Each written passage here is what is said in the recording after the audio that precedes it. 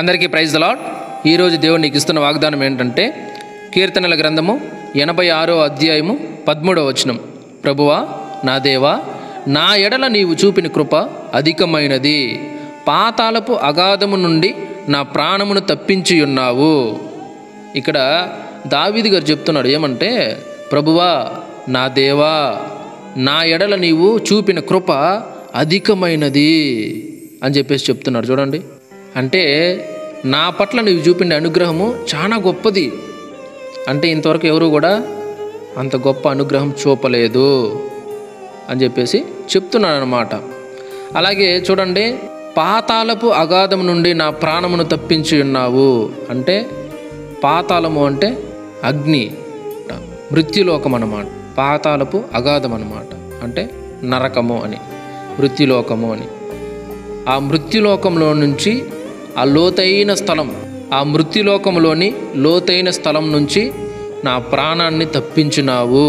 అంటే నేను నరకంలోకి పడిపోకుండా నన్ను రక్షించినావు, ఆ నరకం నుంచి నన్ను తప్పించినావు, ఆ అగాధ స్థలం నుంచి నన్ను రక్షించినావు అని ఇక్కడ చెప్తున్నాను అనమాట. చూడండి, కీర్తనల గ్రంథం 30వ అధ్యాయము 3వ వచనంలో చూసుకుంటే, యెహోవా పాతాళములో నుండి నా ప్రాణమును లేవదీసితివి, నేను గోతిలోనికి దిగకుండా నీవు నన్ను బ్రతికించితివి అంటున్నాడు. చూడండి, ఇక్కడ యెహోవా నేను పాతాళ లోకం అంటే మృత్యులోకం నుంచి నన్ను లేపావు, నాశనకరమైన గుండంలో పడిపోకుండా నన్ను బ్రతికించినావు. అంటే నేను పాతాళ లోకానికి పోవలసిన పాత్రను, మృత్యులోకానికి చేరవలసిన పాత్రను, అయినా కూడా వాటిలో పడిపోకుండా నీవు నా పైన కృప చూపెట్టి నన్ను రక్షించినావు, ఆ నరకంలో పడిపోకుండా నన్ను తప్పించినావు. నేను నిజానికి నరక పాత్రుడను, పాతాళ అగాధంలో పడవలసిన వాణ్ణి, అయినా కూడా నన్ను నువ్వు తప్పించినావు.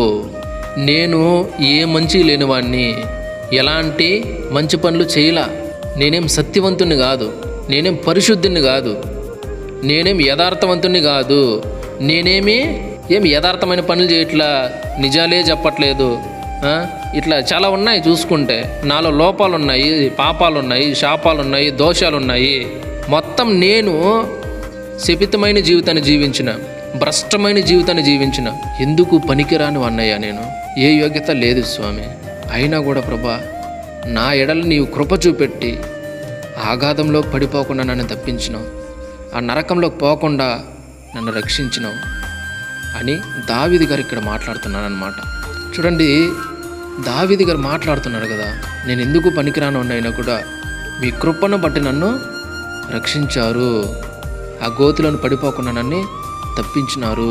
అందుకే ఇక్కడ ప్రభువా నా దేవా అంటున్నాడు దావీదు గారు.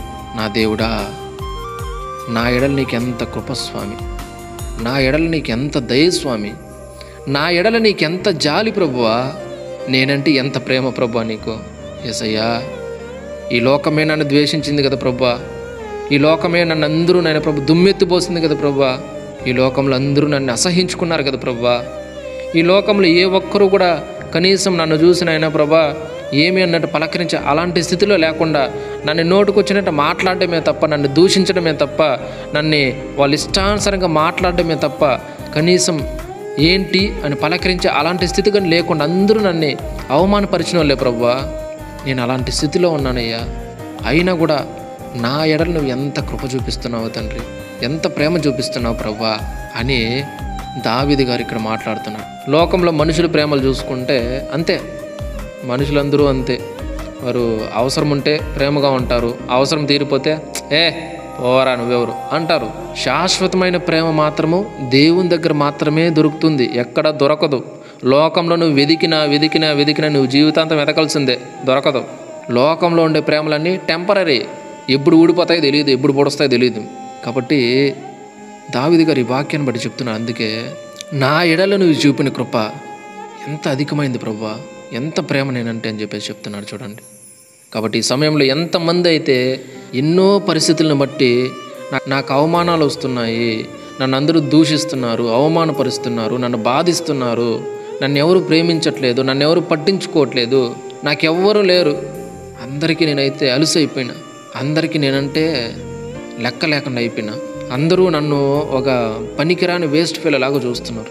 నేను ఎందుకు పనికిరాని అంటున్నారు. నన్ను ఎవ్వరూ ప్రేమించట్లేదు ప్రభా, నాకు ఎవ్వరు లేరు, నేను ఒక ఒంటరిని అయిపోయినా, నేను ఒక ఏకాకిని అయిపోయినా అని ఈరోజు ఎవరైతే బాధపడుతున్నారో, నలిగిపోతున్నారో, కృంగిపోతున్నారో వారందరితో కూడా దేవుడి వాక్యం ద్వారా చెప్తున్నాడు ఏమంటే, దేవుని కృప ఎంతో అధికమైనది, ఎంతో గొప్పది. రండి, మీరు దేవుని దగ్గరికి వస్తే ఆ ప్రేమను మీరు పొందుకుంటారు. మీరు దేవుని దగ్గరికి వస్తే మీ అవమానాలు కావచ్చు, మీ బాధలు, కష్టాలు, కన్నీరు అవన్నీ కూడా మీకు పూదండలు అయిపోతాయి. మీ జీవితంలో దేవుడు గొప్ప కార్యాలు చేస్తారు. మిమ్మల్ని అవమానపరిచిన వాళ్ళే మీ వద్దకు వచ్చేలాగా చేస్తారు. Praise the Lord. దేవునికి అసాధ్యమైనది ఏది కూడా లేదు. కాబట్టి ఈ సమయంలో అలాంటి స్థితిలో ఎంతమంది ఉన్నా రండి, దేవుని దగ్గరికి వచ్చేయండి, ఆయన పాదాలు పట్టుకోండి అంతే.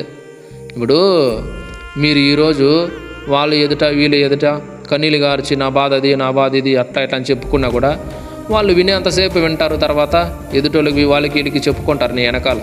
కానీ నువ్వు దేవుని ఎదుటికి వచ్చి ఎప్పుడైతే నీ కన్నీళ్ళు గార్చి ప్రభువా ఇది నా పరిస్థితి అంటారో, అప్పుడు నీ కన్నీటి బాష్పాలను ఆయన నాట్యంగా మారుస్తాడు. నీ మార అనుభవాన్ని, చేదైన అనుభవాన్ని ఆయన మధురమైన అనుభవంగా మారుస్తాడు నా దేవుడు. హల్లెలూయా. కాబట్టి రండి, దేవుని దగ్గరికి రండి, ప్రార్థన చేసుకుందాం. మహాపరిశుద్ధుడ, మహోన్నతుడ, సర్వాధికారి స్తోత్రములు తండ్రి, సర్వోన్నతుడ, మహాగణుడ, కృతజ్ఞతలు.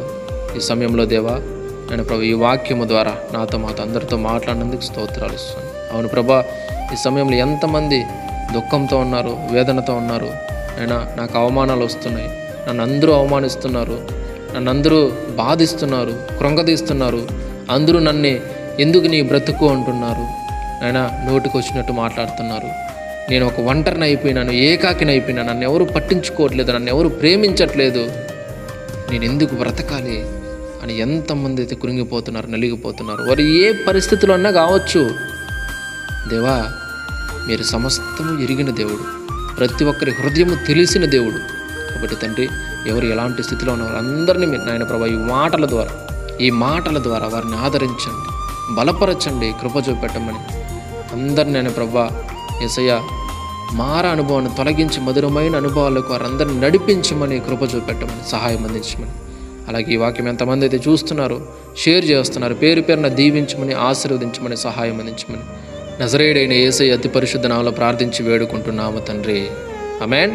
దేవుడు మీ అందరిని దీవించి ఆశీర్వదించును గాక. ఆమేన్.